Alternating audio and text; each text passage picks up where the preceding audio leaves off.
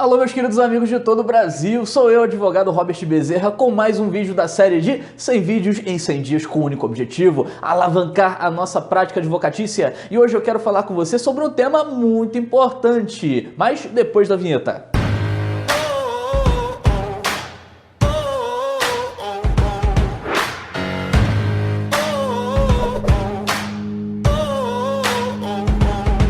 Hoje nós vamos falar sobre a contestação, exatamente uma das formas de defesas do réu. É o mais comum, né? Normalmente você pega o advogado ali, jovem de carteiro, faixa branquinha, você pergunta para ele qual a forma hoje, como você faz para poder defender o seu cliente. Ele fala, contestação. Mas a contestação é apenas uma das formas para você poder fazer a defesa do réu, para poder fazer a defesa do seu cliente. E eu conheço muitos advogados que eles acabam engasgando a contestação. Meu Deus do céu, professor! Vai ser muito complicado, é muito difícil na contestação. Quais são as regras principais, as regrinhas básicas para você fazer uma excelente contestação? Primeiramente, você tem que fazer ali o endereçamento. O endereçamento você sabe fazer? Claro que você sabe fazer. Como é que você não sabe fazer? Poxa, se o seu cliente ele foi citado, ok? Agora você vai ter que apresentar a defesa. Então você já sabe qual é a vara competente. Então faz o endereçamento. Depois, qualificação do réu. Quando você vai fazer a qualificação do réu, você precisa ter todas as informações? Claro, se o cara é seu cliente, você tem que ter todas as informações dele para poder fazer aquela qualificação bonitinha, completa. Se por acaso o autor já tiver feito a qualificação completa, tudo certinho, bonitinho, lá na petição inicial, você pode colocar lá, José das Couves, já qualificado nos autos da ação e epígrafe. Então, tá tudo certo. Depois, vem apresentar a sua contestação. Após vir apresentar a sua contestação, o que você tem que observar? Você tem que primeiro abrir um tópico que eu digo, Jader, que é um dos temas mais importantes da vida.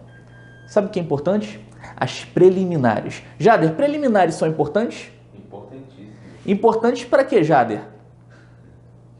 Ele tá pensando maldade. Esse menino, ele tá vermelho, ele chegou a ficar cor de rosa aqui. Mas quando eu falo de preliminares, não é nada disso que você tá pensando. São as preliminares na contestação. Qual é o papel das preliminares na contestação? É fazer a chamada defesa processual. Existe a defesa processual e a defesa de mérito. Na defesa processual, ou seja, nas preliminares, eu vou arguir todos quaisquer vícios processuais existentes na petição inicial. Então, eu vou verificar quais são os vícios existentes, podem ser vícios sanáveis ou vícios insanáveis, para eu poder arguir nas minhas preliminares. Então, primeiramente, o que eu vou fazer? Eu vou fazer a defesa...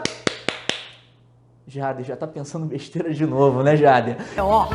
Preço. Eu vou fazer a defesa processual. Por meio do quê? Por meio das preliminares. Então, antes de você adentrar o mérito, antes de você fazer uma defesa de mérito, primeiro verifique, existe algum vício?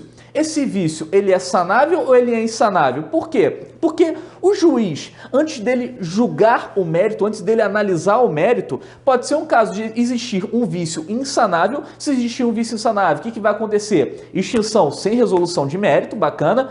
E se por acaso o vício for sanável, o juiz ele vai ter que determinar que ele seja sanado antes da análise do mérito. E se não for sanado antes do julgamento do mérito, o que vai acontecer? No prazo determinado pelo juízo, provavelmente uma extinção sem resolução de mérito. Aliás, com toda certeza o juiz ele vai ter que determinar essa extinção sem resolução de mérito, caso você tenha um vício que ele é sanável, mas que a parte, após a sua intimação, não venha sanar esse vício. Após as preliminares, agora sim, eu vou fazer a chamada defesa de mérito. Mas quando eu faço para defesa de mérito, o que é muito importante? O que eu faço aqui no escritório? Vou fazer a defesa do réu, vou fazer uma contestação. Eu pego a petição inicial, eu vou imprimir a petição inicial. Por que eu vou imprimir a petição inicial? Porque na defesa de mérito nós temos o chamado ônus da impugnação especificada. Então, pelo ônus da impugnação especificada, eu vou ter que impugnar todas as teses autorais. Sob pena de que eu tenha alguma tese em que eu não venha propriamente a fazer a impugnação específica, ela pode ser considerada como verossímil. Então, para eu não perder nada, o que eu faço? Eu vou lá, eu imprimo. Nesse ponto eu sou muito tradicional. Eu gosto de imprimir, eu gosto de pegar, de grifar, de marcar tudo direitinho para eu ter certeza absoluta que eu consegui impugnar ponto a ponto. E aí você me diz, professor, mas eu tenho que aceitar todo quanto é tipo de ação? Melhor resposta para o direito.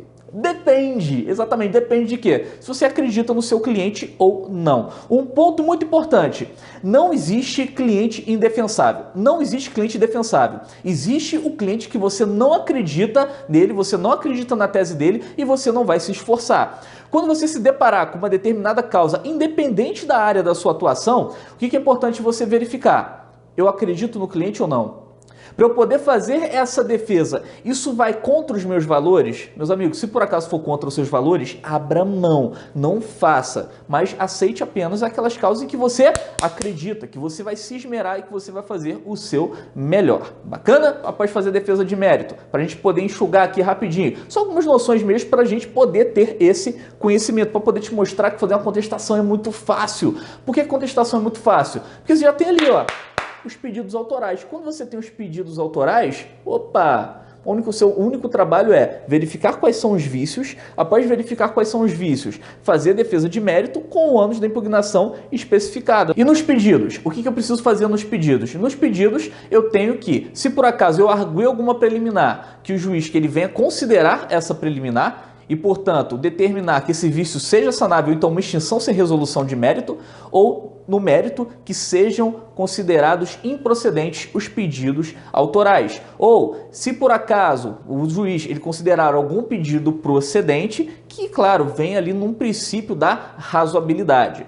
Bacana, doutores? Depois, termos em que pede deferimento, cidade, data, advogado OAB. Claro que na parte dos pedidos, claro que no tópico, quando você for abrir, uma contestação é diferente da outra, assim como uma petição inicial, assim como também nos pedidos, tanto na petição inicial como também na contestação. Por quê? Porque aqui eu estou falando para você de uma forma genérica, estou falando de você de uma forma muito ampla, e não com um caso ali restrito, totalmente aplicado, igual eu faço nos meus cursos de prática advocatícia. E essa é a sacada de hoje, meus amigos. Se você gostou, deixe seu joinha, deixe seu like, inscreva-se no canal, ative as notificações e vamos seguir juntos!